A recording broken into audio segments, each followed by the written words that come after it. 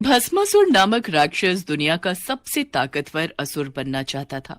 एक बार जब भस्मासुर की भेंट नारद मुनि से हुई, तब उसने नारद मुनि से पूछा, हे वर्षि नारद, मैं पृथ्वी का सबसे शक्तिशाली प्राणी बनकर सभी पर शासन करना चाहता हूँ। आप बताइए, इसके लिए मैं किस देवता को प्रसन्न करूं कि मुझे इच्छित वर की प्राप्ति हो?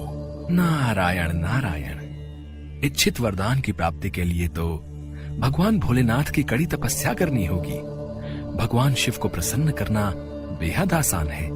अगर कोई सच्चे मन और श्रद्धा के साथ उन्हें याद करता है तो वो बड़ी आसानी से उसे अपना बना लेते हैं और उसकी हर इच्छा को पूरा करते हैं। इसलिए भस्मासुर, तुम उनकी तपस्या करो तो अवश्य ही इच्छित वरदान प्राप्त कर सकते हो।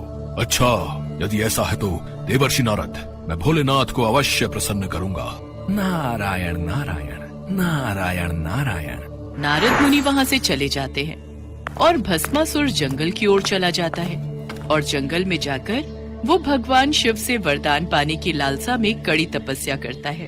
ओम नमः शिवाय, ओम नमः शिवाय, ओम नमः शिवाय, ओम नमः शिवाय, ओम नमः शिवाय, ओम नमः शिवाय। भस्मासुर को तपस्या करते कई वर्ष बीत गए।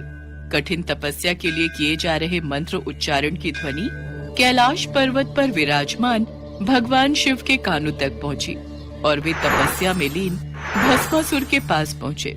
आंखें खोलो भस्मासुर। भस्मासुर का प्रणाम स्वीकार कीजिए महादेव। मेरी तपस्या से आप प्रसन्न हो ही गए।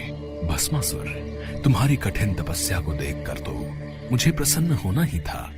मांगो, तुम्हें क्या चाहिए? भस्मासुर ये जान गया था कि महादेव उसकी तपस्या से बहुत प्रसन्न हुए हैं। वो सोचने लगा कि वो किसी भी वरदान का हकदार है।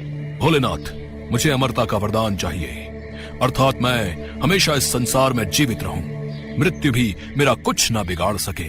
भस्मासुर, ये वरदान मैं तुम्हें नहीं दे सकता, क्योंकि ये पूरी तरह से प्रकृति के नियम के खिलाफ है। जिसने भी इस संसार में जन्म लिया है, एक ना एक दिन उसकी मृत्यु निश्चित ही है। यदि आप मुझे अमरता का वरदान नहीं दे सकते तो मुझे ये वरदान दीजिए महादेव कि मैं जिस किसी के सिर पर अपना हाथ रखूं वो भस्म हो जाए। ठीक है भस्मासुर, मैं तुम्हें ये वरदान देता हूँ कि तुम जिस किसी के भी सर पर हाथ रखोगे वो भस्म हो जाएगा। भगवान शिव ने भस्मासुर को जो वरदान दिया वो उनके लिए स्वयं आफत बन गया। भोलेनाथ, आप कितने भोले हो। आपने ये वरदान देकर मुझे संसार में सबसे शक्तिशाली बना दिया। अब मैं किसी को भी भस्म कर सकता हूँ। क्यों ना सबसे पहले मैं आपको ही अपना शिकार बनाऊं। आपको भस्म करके मैं कैलाश पर राज्य करूंगा। भस्मासुर, रुको। लगता है वरदान मिलने से तुम्हें अहंकार हो गया है, इसलिए तुम्हारी बुद्धि फिर गई है। शिव जी अपने द्वारा दिए गए वरदान को वापस नहीं ले सकते थे।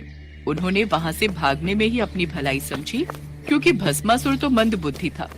वो उस समय पागलों की अवस्था में कुछ भी अनहोनी कर सकता था। अब भगवान शिव पूरी तरह से फंस चुके थे। रुकिए महादेव, मुझे इस वरदान को सिद्ध तो करने दीजिए। रुकिए महादेव, रुकिए। अब मैं क्या करूं? भगवान शिव इसी असमंजस में थे कि वो इस समय किस तरह भस्मासुर से छुटकारा पा सकते हैं। तभी उन्हें भगवान विष्णु का ध्यान आया। वे भगवान विष्णु का स्मरण करने लगे। हे विष्णुदेव, मेरी रक्षा कीजिए। इस भस्मासुर से मुझे बचाइए। मैं संकट में हूँ। चिंता मत कीजिए महादेव, आपको कुछ नहीं होगा। आप इसी गुफा में रहिएगा। मैं भस्मासुर को आप तक नहीं पहुंचने दूंगा। भगवान शिव को आश्वासन देकर भगवान विष्णु भस्मासुर का रास्ता रोकने चले गए।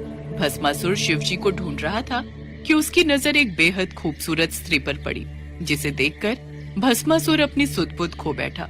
वो ये भी भूल गया कि वो शिव जी की तलाश में था। स्त्री, वो भी वन में अकेली, कितनी आकर्षक सुंदरी है ये। इससे पहले इतनी आकर्षक सुंदरी मैंने कभी नहीं देखी। सुनो, तुम्हारा नाम क्या है सुंदरी?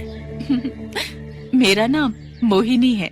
तुम्हारी सुंदरता को देखकर मैं मोहित हो गया हूँ। मोहिनी, अति सुंदर नाम।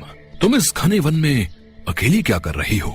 मैं वन के निकट अपने माता पिता के साथ रहती हूँ और यहाँ वन में पूजा के लिए फूल चुनने आई थी। मोहिनी, मेरा नाम भस्मासुर है। मैं सर्वशक्तिशाली हूँ। मैं तुम्हें अपनी रानी बनाना चाहता हूँ। क्या तुम मुझसे विवाह करोगी? भस्मासुर की बात सुनकर मोहिनी हंस पड़ी। उसने भस्मासुर से कहा, महाराज, मैं एक नृत्यांगना हूँ और सदैव से ही अपने विवाह हेतु ऐसे पुरुष की कामना करती थी जो स्वयं बेहतरीन नृत्य जानता हो। क्या आप नृत्य के बारे में जानते हैं? भस्मासुर ने अपने जीवन में कभी भी नृत्य नहीं किया था, लेकिन वो मोहिनी के कहने पर नृत्य करने के लिए भी तैयार हो गया। सुंदरी, मैं नृत्य करना जानता तो नहीं, पर अगर तुम नृत्य सिखाओगी तो मैं अवश्य कर लूंगा। आपकी प्रेम भरी बातें सुनकर अब तो मेरा भी मन आपसे विवाह करने के लिए विचलित हो रहा है। चलिए, मैं आपको नृत्य सिखाती हूँ। जैसे जैसे मैं नृत्य करूंगी वैसे वैसे आप करते जाना। ठीक है सुंदरी, तुम नृत्य प्रारंभ करो, मैं तुम्हारे साथ साथ करूंगा। मोहिनी नृत्य प्रारंभ करती है। भस्मासुर मोहिनी के कहे अनुसार उसकी तरह नाचने की कोशिश करने लगता है। मोहिनी अपना हाथ जब कमर पर रखती तो भस्मासुर भी अपना हाथ कमर पर रख लेता। मोहिनी अपने हाथों से मुद्राएं बनाती तो भस्मासुर भी हस्त मुद्राएं बनाने की कोशिश करता। कुछ देर तक मोहिनी और भस्मासुर का नृत्य चलता रहा।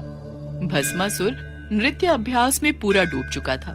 नाचते नाचते मोहिनी ने अपने सिर पर हाथ रखा और उसकी देखा देखी भस्मासुर ने भी वही किया। भस्मासुर ये भूल गया कि स्वयं अपने सिर पर हाथ रखने से वो भी भस्म हो सकता है। स्त्री के प्रेम में आकर वो शिव का वरदान भूल गया, जो उसके लिए श्राप साबित हुआ। भस्मासुर का संहार करने के लिए स्वयं भगवान विष्णु ने मोहिनी अवतार धारण किया था। भगवान विष्णु फिर से अपने रूप में आ जाते हैं। भगवान शिव उनके समक्ष आते हैं। बचाओ, बचाओ! भस्मासुर, तुमने मेरे द्वारा दिए वरदान का दुरुपयोग किया, इसी कारण तुम्हारी ये दशा हुई। महादेव, आपका दिया वरदान सत्कर्म करने वाले लोगों के लिए तो फलदायी होता है, पर वरदान का दुरुपयोग करने वाले पापियों के लिए कभी फलदायी नहीं होता।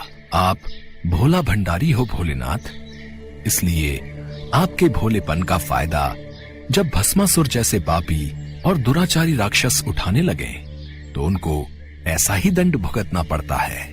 भस्मासुर को उसके पाप का दंड मिल गया, जिसके